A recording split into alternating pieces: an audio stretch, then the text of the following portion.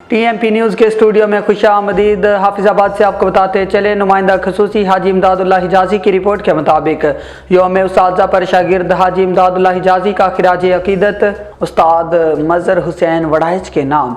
मैं पत्थर था, मेरे उस्ताद ने तराश कर हीरा बना दिया। यौम उस्ताज़ा के मौका पर तालिब हिजाजी मीडिया ग्रुप के बानी उस्ताद मोहतरम चौधरी मज़हर हुसैन वड़ाइच को दिली खिराज अकीदत पेश करते हैं। वो उस्ताद जिन्होंने 2 दहाइयाँ कबल मेरा हाथ थाम कर सहाफ़त के सफ़र पर रवाना किया और सच्चाई, दयानत, जुर्रत, इजहार और सहाफ़ती उसूलों का सबक दिया। उस्ताद मज़हर हुसैन वड़ाइच ना सिर्फ एक तजर्बाकार सहाफ़ी बल्कि एक ऐसे मुकम्मल उस्ताद हैं जिन्होंने अपने शागिर्दों को लफ्ज़ों की हुर्मत, कलम की ताकत और सच की रोशनी से आशना किया।